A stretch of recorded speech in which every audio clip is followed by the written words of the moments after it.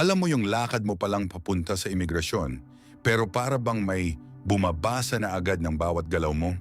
Tahimik ang hall, malamig ang hangin, at yung officer sa dulo, hindi man lang kumurap, kahit wala ka namang ginagawang masama, biglang may kurot ng kaba. Bakit? Dahil sa immigration, hindi lang sagot ang tinitingnan nila, ikaw mismo. At dito nagkakamali ang karamihan ng Pinoy travelers. Akala nila random ang questions. Akala nila small talk. Pero sa likod ng counter, may psychological checklist na sinusundan. At kapag nagkamali ka sa isa, minsan sapat na para mapunta ka sa, "Sir, ma'am, please step aside." Pero ngayon, hindi na mangyayari, yan sa'yo. Ako si Bantay Airport at Travel, at sa video na ito, ilalabas ko ang 12 immigration questions na delikado kung mali ang sagot mo at paano mo sila sasagutin ng kalmado, consistent, at sobrang linis tingnan sa mata ng officer. At may pakiusap ako, kung may kakilala kang aalis soon, i-like mo ang video ngayon pa lang. Isang click mo lang, isang taong hindi mahuhold. Handa ka na? Simulan na natin. Pero bago tayo magsimula, may isang bagay na dapat mong malaman. Sa dulo ng video, ilalabas ko ang behavior codes na ginagamit ng mga immigration officer para basahin ang katawan mo, even before ka pa magsalita. At kapag nalaman mo yon, maiintindihan mo kung bakit may mga tao na pinapadaan agad at bakit ang iba napapapila bigla sa secondary inspection. Kung gusto mong malaman kung anong telltale signs ang hinahanap nila sa mata mo, sa kamay mo, sa paghinga mo, hintayin mo yung bonus section. Yan ang sikreto na hindi pa inilalabas ng kahit sinong travel channel. Question number 1. What's the purpose of your visit? Ito ang tanong na akala ng karamihan simple lang, pero ito rin ang tanong na naglalagay ng libu-libong Pinoy sa danger zone. What's the purpose of your visit? Tunog small talk pero sa likod nito may napaka-clear na objective. Consistency check. Hindi nila kailangan ng life story mo. Hindi nila kailangan marinig lahat ng plano mo. Gusto lang nila makita kung tugma ang sagot mo sa data na nasa harap nila. Kaya ang unang rule, short answer equals safe answer. Vacation, business trip, conference, training, 1-month study. Huwag magdagdag, huwag mag-over-explain dahil bawat extra word pwedeng magbukas ng pinto para sa follow-up questions na hindi mo gusto. At kung napapaisip ka ngayon kung dati mali ang delivery mo, don't worry. Ngayon mas handa ka na kaysa sa karamihan ng travelers. At oo, bago tayo tumuloy, mag-subscribe ka na. Hindi para sa akin, para sa'yo. Dahil bawat episode mas kumpleto ang playbook mo. At bawat skip mo, may isang rule na pwedeng magpahinto sa'yo sa immigration. Ready? Tuloy tayo. Question number 2, how long will you stay? Ito ang tanong na madalas tinitingnan ng travelers bilang harmless. Pero sa immigration, ito ang unang tanong na nag-u-unwrap ng buong story mo. How long will you stay? Tunog simple. Pero ang totoo, ito ang foundation test ng travel logic mo. Ang hinahanap nila, clarity, consistency, confidence. Kapag sinabi mong maybe 2 weeks, siguro 10 days, dun sila nag-a-alert. Bakit? Kasi uncertainty equals possible overstayer. Hindi dahil suspicious ka, kundi dahil parang hindi buo ang plano mo. Ang tamang delivery, maikli. Diretso, walang pag-alinlangan. 10 days, 1 week, 5 days for vacation. Ganun lang. Hindi mo kailangan idagdag ang depende kung maulan, baka magbago. Hindi ko sure.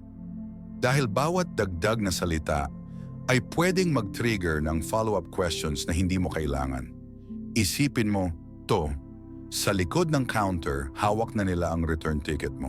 Ang gusto lang nila makita ay kung tugma ang sagot mo sa papel mo.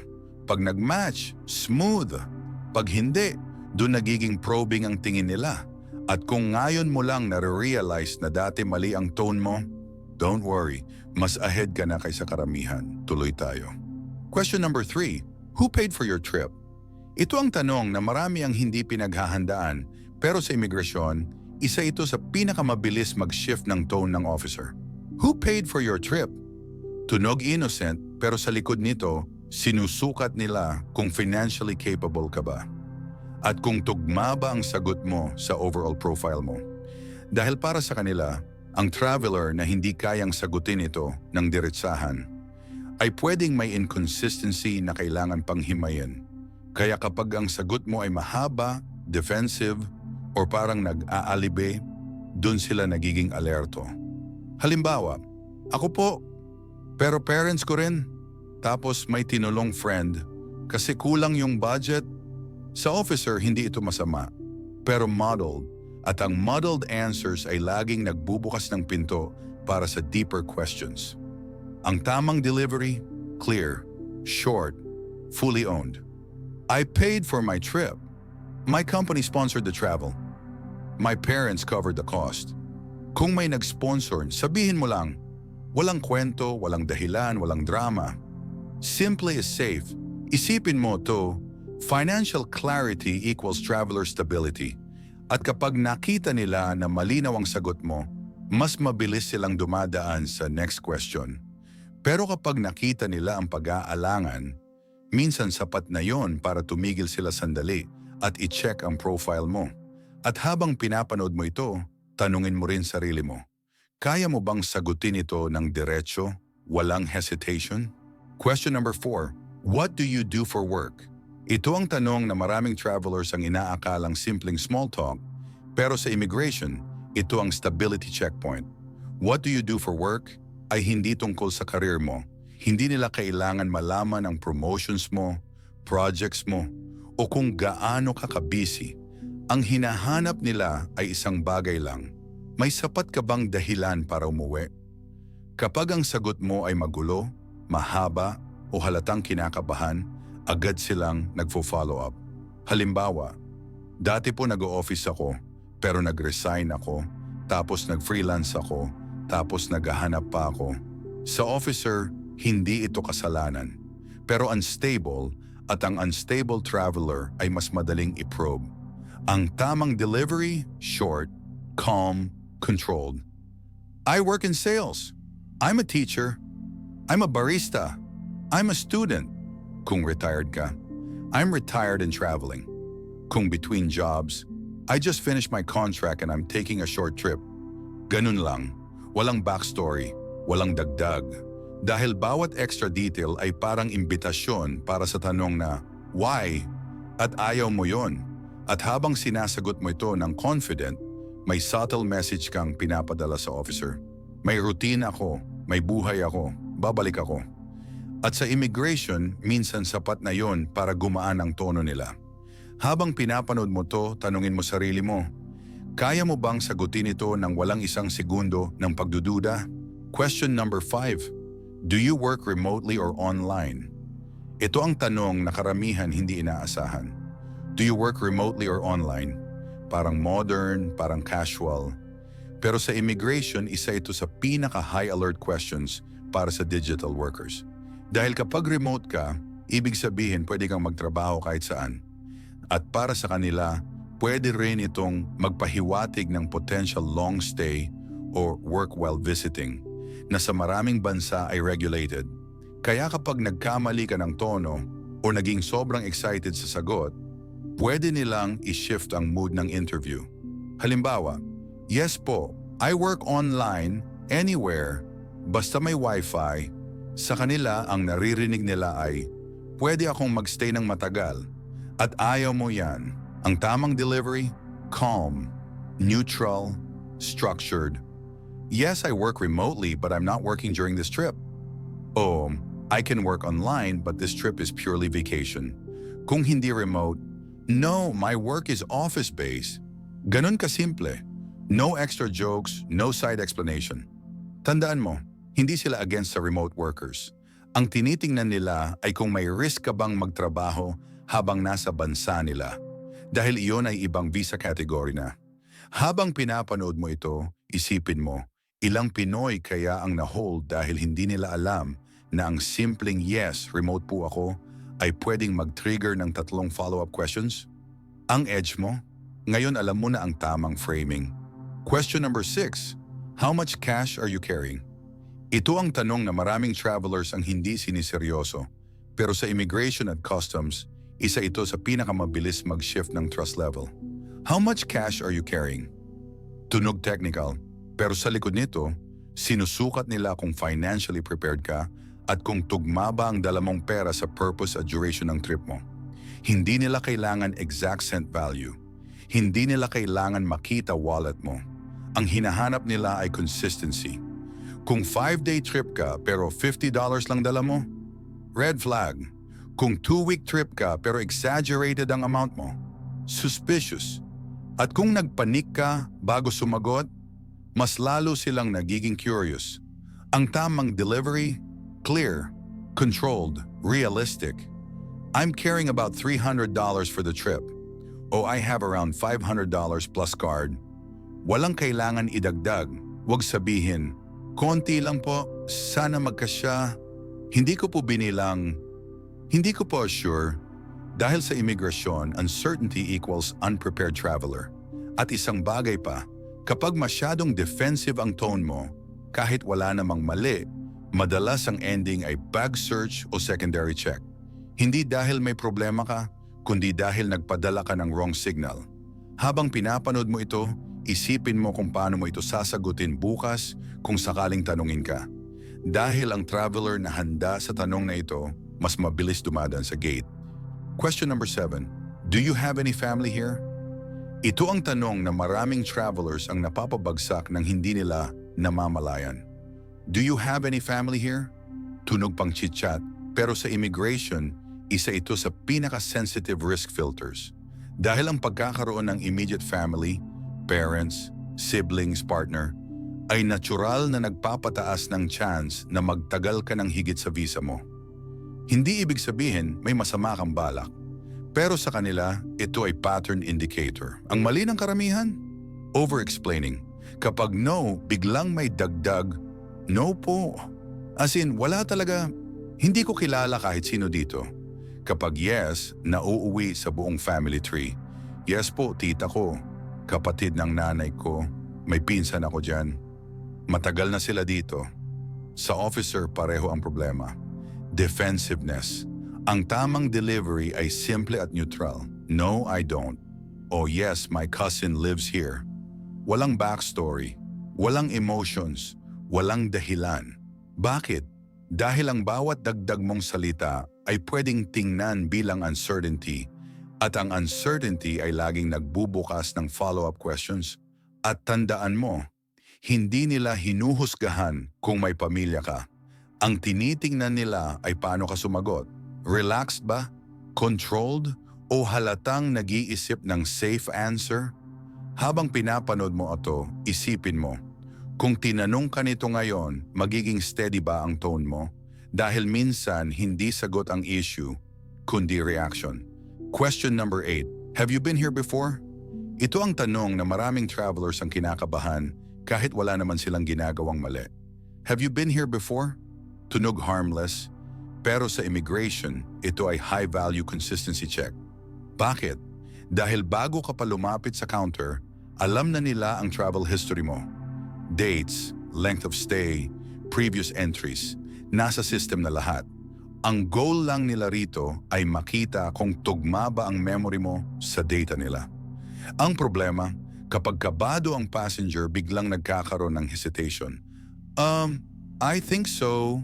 Maybe last year. I'm not sure. O kaya naman sobrang haba. Yes po, pumunta ako dati. Kasama ko friend ko. Nag-tour kami. Sa officer, parehong red flag.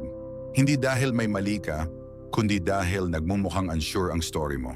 Ang tamang approach ay diretso at specific. No, it's my first time here. O, yes, I visited 2 years ago. Wala nang dagdag, wala nang kwento.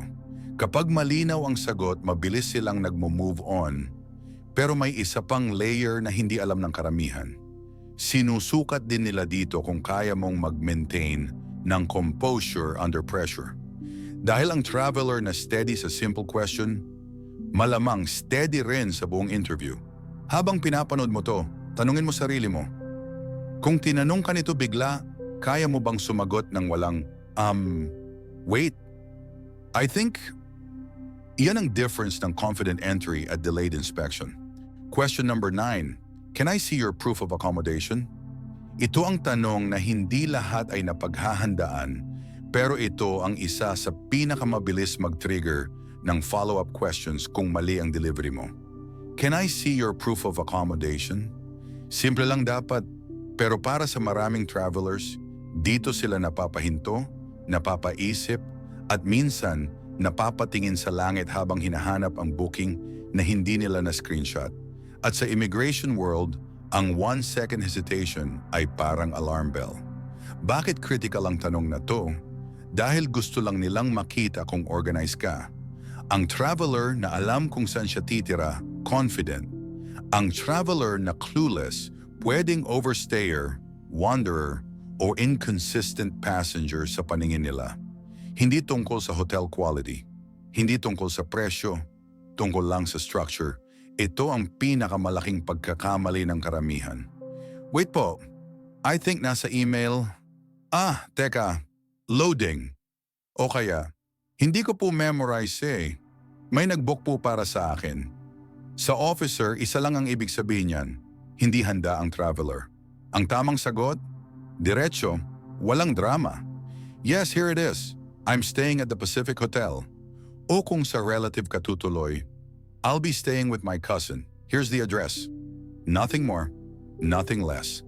At ito ang hindi sinasabi ng airports. Habang nag-scroll ka, habang hinahanap mo ang email, habang nag-aalibi ka, binabasa nila ang body language mo. Kung kabado ka, nagmamadali, o sobrang defensive, mas malamang na dagdagan nila ang questions para makita kung consistent ang story mo.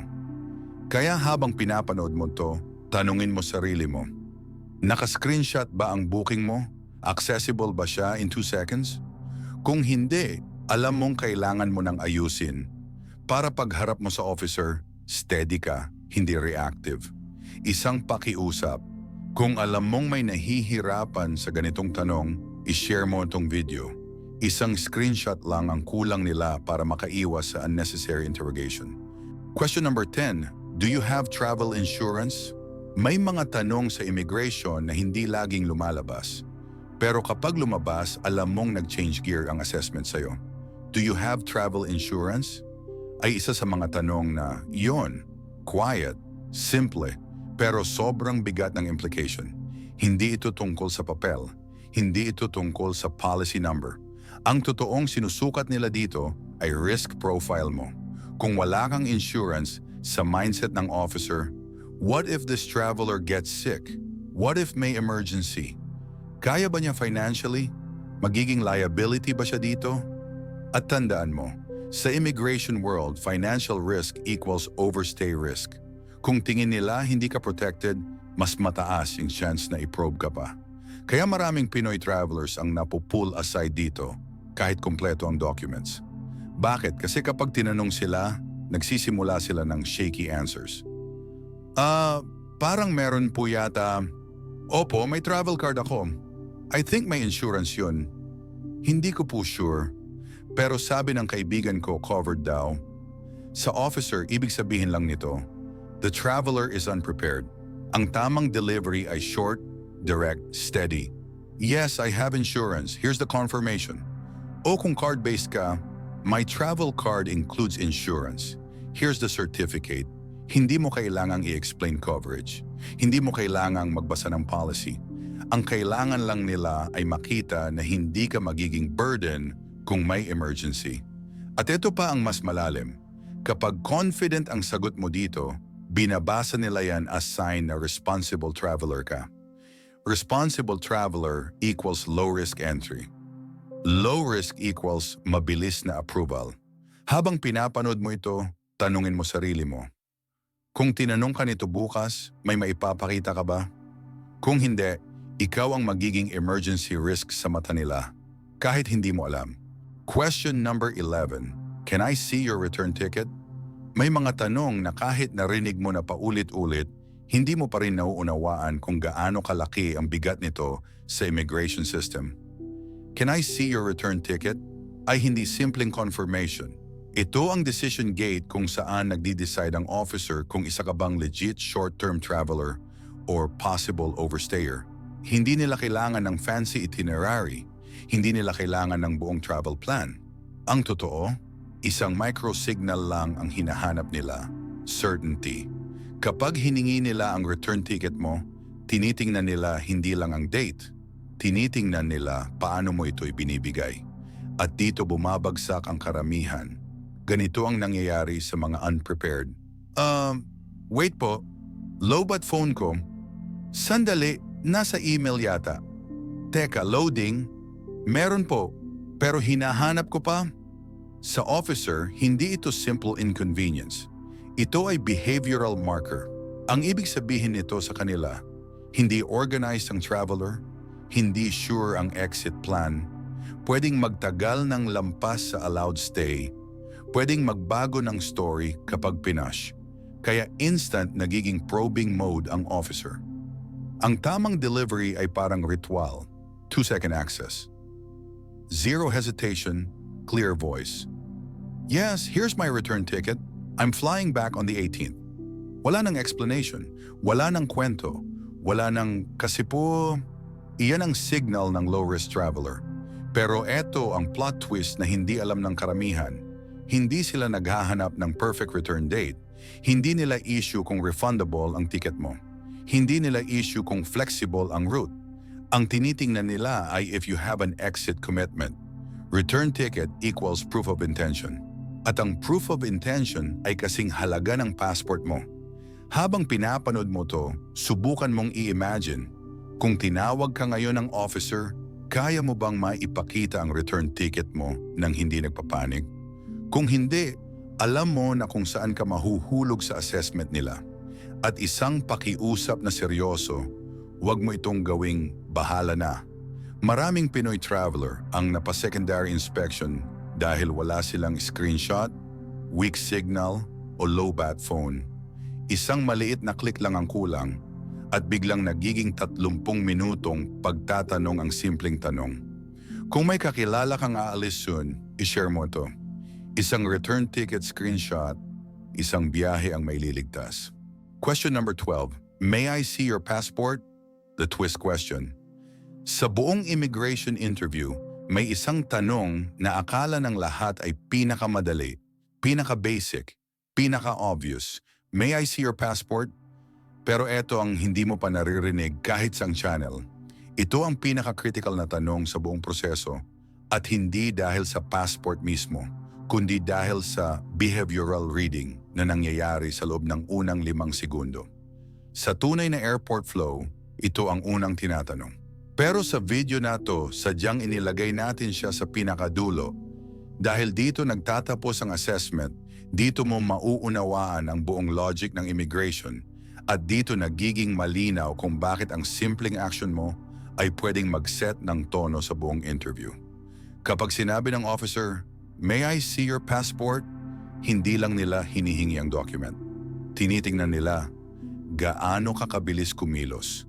Alam mo ba agad kung saan nakalagay? May panic ba sa eyes mo?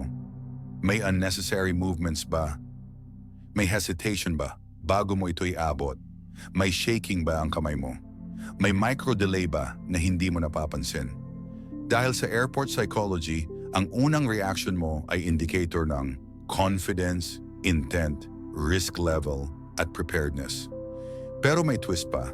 Kahit perfect ang sagot mo sa previous 11 tanong, kahit organized ang documents mo, kahit kumpleto ang itinerary mo, kung sa passport request pa lang ay nagpakita ka ng uncertainty, nag-iiba ang energy ng interview. Kaya nga sa video na ito, ginawa natin itong last question para matapos mo ang buong series na may mas malalim na understanding. Hindi tanong ang sinusukat, ikaw ang sinusukat. Ang tamang delivery ay simple pero powerful. Yes, here it is. Steady, non-dramatic, direct, walang apology, walang sandali lang, walang pasensya na po, walang unnecessary explanation. At ito ang pinaka-importanting insight. Kung kaya mong ibigay ang passport mo calmly, confidently, at walang micropanic, the officer already tags you mentally as low-risk traveler.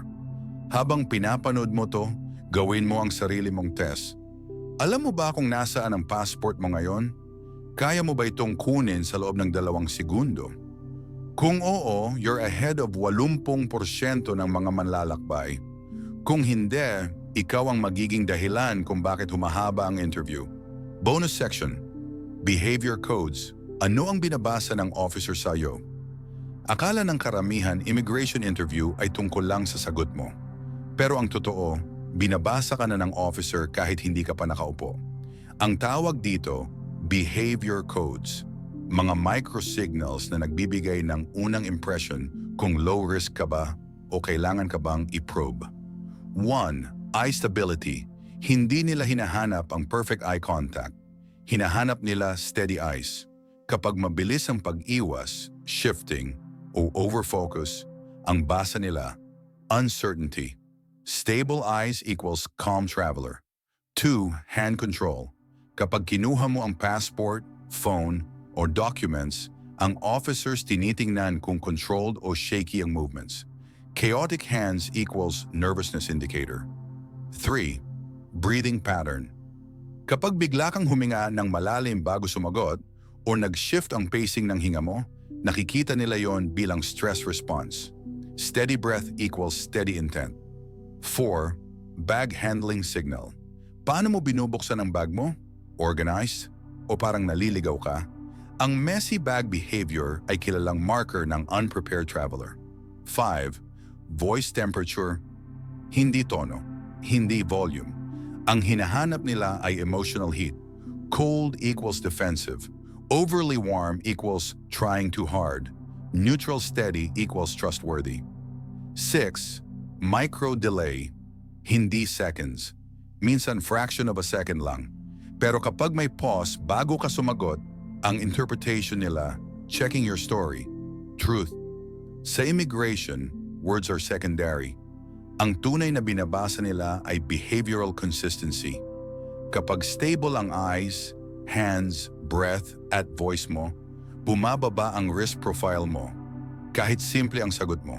Ngayon alam mo na hindi lang sagot ang sinusukat sa immigration, kundi presence, timing, at bawat micro-movement mo. At kung umabot ka hanggang dito, ibig sabihin handa ka nang pumasok sa airport na may alam na hindi alam ng karamihan. Pero may isang bagay pa. Gusto kong makita kung gaano ka ka-confident ngayon. Ilagay mo sa comments ang question number na tingin mong pinakamahirap sagutin. Huwag kang mahiya. Yan ang unang hakbang para maging mas solid ang next flight mo. At kung gusto mong hindi ka mahuli sa susunod na airport update, alam mo na ang gagawin.